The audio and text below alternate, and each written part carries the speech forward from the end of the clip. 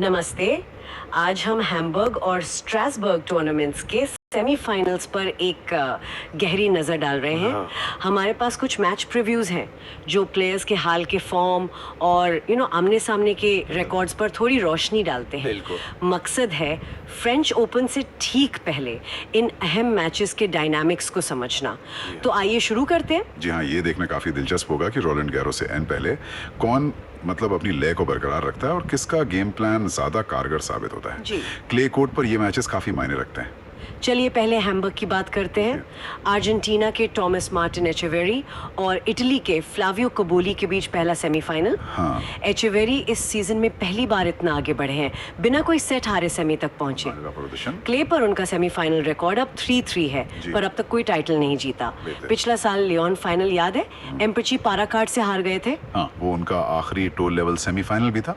लेकिन दूसरी तरफ कबोली का सफर भी कम नहीं रहा है। हाँ, सीजन की शुरुआत में थोड़ा डगमगाया जरूर, पर बुखारेस्ट में अपना पहला एटीपी टाइटल जीत लिया। अच्छा। और यहाँ हैम्बर्ग में भी डेविडोविच फोकिना और बाउटिस्टा गुट जैसे बड़े नामों का हराया है।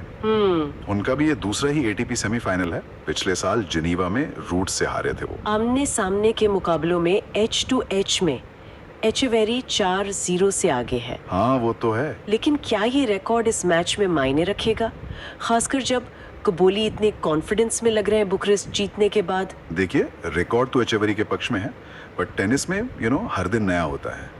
कबोली का बुखारेस्ट जीतना उनके हौसले को बढ़ाता है। सही। मेरे ख्याल से ये 50-50 मुकाबला हो सकता है।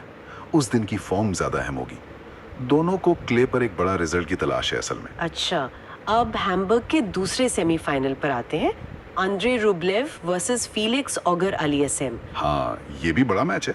रूबलेव आमतौर पर फ्रेंच ओपन से पहले थोड़ा आराम करते हैं, लेकिन इस बार उन्होंने खेलने का फैसला किया, मोमेंटम और पॉइंट्स के लिए। और लगता है ये फैसला सही था। हाँ, फरवरी के बाद पहली बार लगातार जीत मिली है उन्हें, और हैम्बर्ग में उनका रिकॉर्ड भी अच्छा है। 2020 में चैंपियन बने थे। सही कहा, बिल्कुल। ये उनके लिए एक जरूरी मोमेंटम बिल्डर हो सकता है। और ऑगर अलियसेम, वो भी 2025 में 2 टाइटल जीतने के बाद फॉर्म से जूझ रहे थे, खासकर क्ले पर। हाँ, लूजिंग स्ट्रीक थी क्ले पर उन्होंने भी यहाँ वापसी की है, बल्कि अब वो कनाडा के नंबर 1 प्लेयर बनने वाले हैं। अरे वाह। और यहाँ एक दिलचस्प बात यह है कि फीलिक्स क्ले पर कभी सेमीफाइनल हारे नहीं है। 3-0 का रिकॉर्ड है उनका। ओहो, ये तो इंटरेस्टिंग स्टैट है। तो रूबलेव 6-1 से H2H में आगे हैं। उनका हैम्बर्ग रिकॉर्ड भी मजबूत है, लेकिन फीलिक्स की ये क्ले सेमीफाइनल स्ट्रीक ये साइकोलॉजी पे कितना असर डाल सकती है? बिल्कुल बिल्कुल, ये एक मानसिक बढ़त दे सकती है फीलिक्स को। रूबलेव फेवरेट जरूर हैं अपने ओवरऑल रिकॉर्ड और ATP 500 परफॉर्मेंस के दम पर, लेकिन फीलिक्स को कम नहीं आंक सकते, खासकर इस सरफेस पर।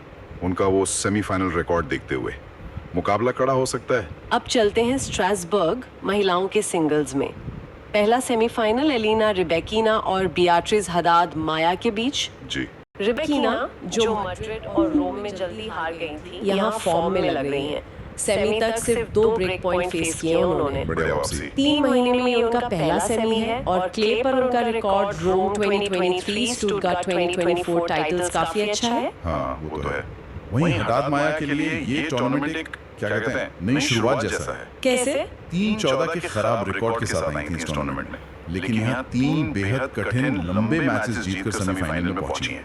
थॉमसन के खिलाफ तो मैच पॉइंट्स भी बचाए। अच्छा। जनवरी के बाद पहली बार बैक टू बैक 2 मैच जीते हैं, तो उनका कॉन्फिडेंस जरूर बढ़ा होगा।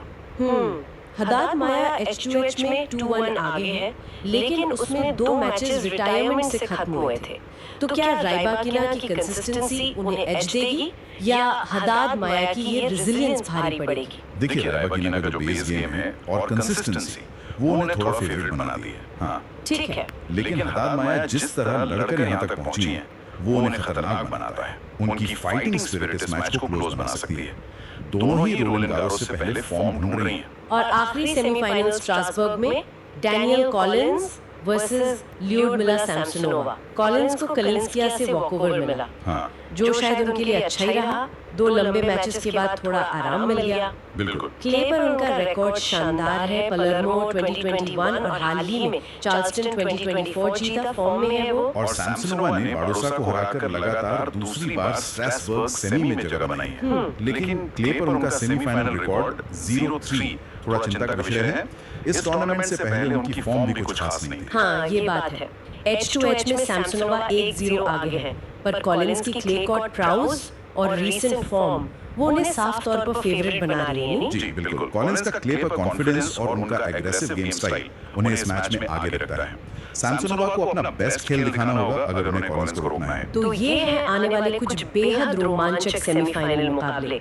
फ्रेंच ओपन से ठीक पहले इन मैचेस का नतीजा प्लेयर्स के कॉन्फिडेंस और रिदम के लिए कितना अहम होगा। बिल्कुल, ये सिर्फ इस हफ्ते के टाइटल की बात नहीं बल्कि पेरिस के लिए तैयारी और मानसिक बढ़त की भी बात है। हाँ। और इससे एक सवाल भी उठता है मन में, क्या ग्रैंड स्लैम से ठीक पहले टूर्नामेंट जीतना हमेशा फायदेमंद होता है या कभी-कभी ये थकावट का सबब भी बन सकता है?